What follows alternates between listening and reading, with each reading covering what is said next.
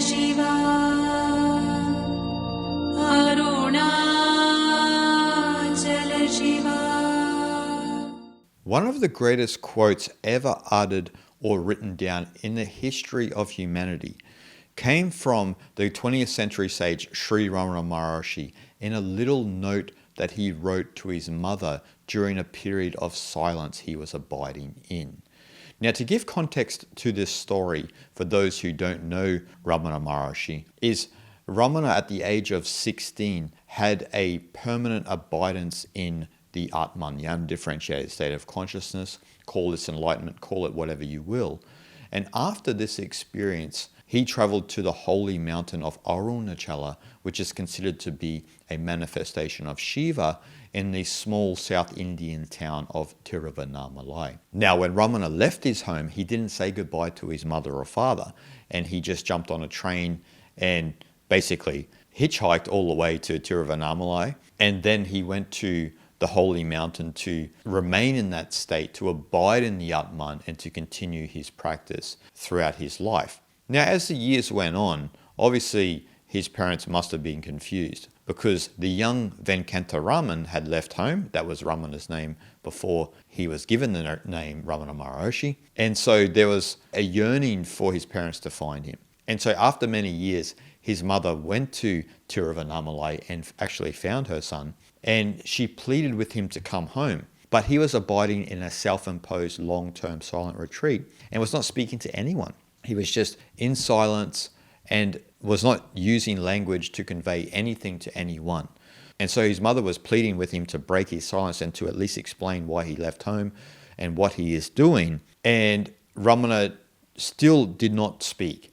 And so after a lot of pleading from his mother, Ramana finally wrote a small note to let his mother know the nature of reality itself and the experience he is having.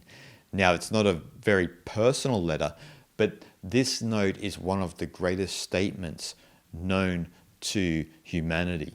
And it conveys an understanding of how the nature of reality is ultimately one, and how our personal subjective view of the world is actually not the view of the world, and we are not the doer of actions and the thinker of thoughts. There is a lot more going on here. And so Ramana wrote this brief message. The ordainer controls the fate of souls in accordance with their prarabdha karma. Whatever is destined not to happen will not happen, try as you may. Whatever is destined to happen will happen, do what you may to prevent it. This is certain. The best course, therefore, is to remain silent. This note frustrated Ramana's mother because it didn't give her any sort of intellectual reason why her son, Venkataraman, had left home and become this great sage. Not willingly, but just by the course of life, he had become this great sage by abiding in the Atman. And this is the way the universe unfolded for Sri Ramana Maharshi.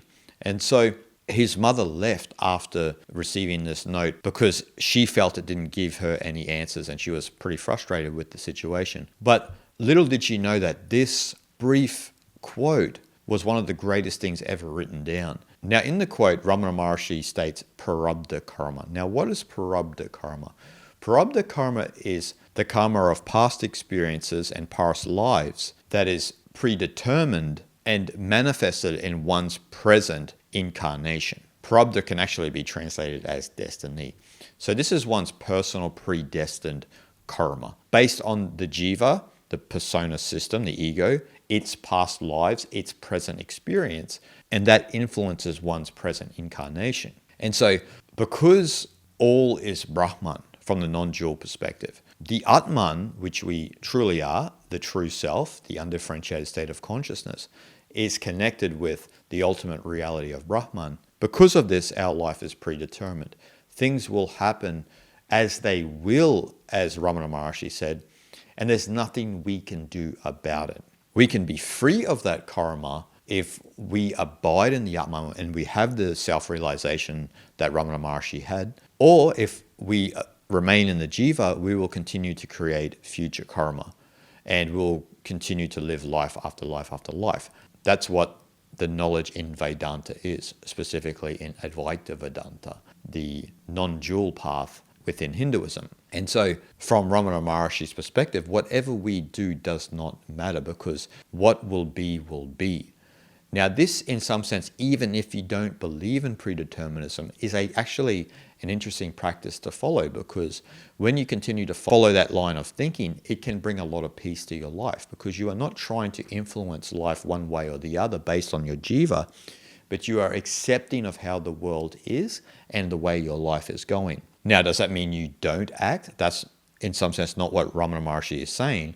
But if you are going to act, you need to make sure that it is not from the jiva, but it is from the Atman, where your actions are purified and you act in accord with what is just necessary. That's the difference between the sage and the ordinary person. Also, to add on to that, if we follow that line of thinking of whatever is destined to happen will happen, then we won't suffer from our own past actions, because it will be just how it was meant to be. Now, does that mean you shouldn't focus on becoming a better person all the time? Of course, that's not what it means, but it means that you shouldn't suffer from your past experiences, do you see? Because if you're attached to your past experiences and you suffer according to them, or you extract a lot of joy from them, then that can cause suffering, because you are attached to the past experiences and you're not living in the present moment. So in some sense, because we are fighting reality, we are trying to influence reality in a way that it favors us, we suffer. And so we get in this whole bind of thinking reality should be a certain way. Why did this happen to me? Oh, that happened to me. That's great. We're in this real bind which continues to cause suffering and continues to cause karma and vasanas, latent tendencies and habits, and samskaras, subliminal imprints and mental impressions. So Ramana Maharshi's advice here is to remain silent. Just abide in the self, the Atman, the undifferentiated consciousness, and just allow life to be as it will without trying to influence it, without trying to promote your agenda, your own conditioning onto the world, and just be silent. Now, throughout all of Hinduism, Buddhism, and Taoism, there's often a lot of emphasis on how language distorts reality. Language is a useful tool, for sure, but it distorts the true nature of reality. And the way to come back into abidance with that is actually silence, is to get out of language. Because think about this, our thoughts are mainly made up of language. Think about that. How do you think without language? Most of our thoughts are imbued with language. So we often think with language. And so the more we remain silent, the less we think with language, but we utilize language just as a tool as opposed to making language our whole operating system. Now that's easier said than done, because all of us use language all around the world, and language is not a negative thing. Don't turn it into that. I know a lot of people like to go to extremes. But the overuse of language and the overthinking of concepts and beliefs and your worldview distorts the reality. So Ramana Maharshi is saying abide in the Atman so you can experience reality as it truly is. Not according to how you think it should be, but how reality actually is. And once you are operating from that place of silence, then you don't produce any more prarabdha karma. That is the great boon from this quote. Now, a lot of people don't understand the depths of this quote, but that's what it's all about. It's about remaining in silence, getting out of your own personal predestined karma, and allowing life to be as it will. Now, this sounds like a message from the Buddha or Lao Tzu or Zhuangzi or Shankara, but this came from the great 20th century sage Sri Ramana Maharshi. Now, the irony here in this story is that a little while later, Ramana's mother came back to see him, not to scold him, not to ask for answers, but she came back as his own disciple. That's the power of this knowledge, the power of the depth of understanding of the non-dual reality of existence, that the true reality is oneness itself.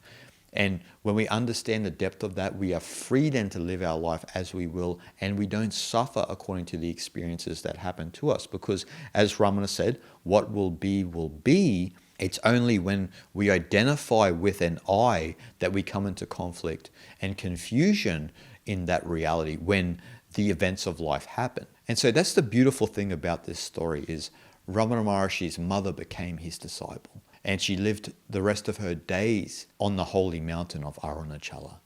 What a beautiful ending to a story, and the power of the truth in Ramana Maharshi's words that enlightened his mother to the nature of existence and drew her back to the ultimate truth of reality itself, which ironically was found at the feet of her own son.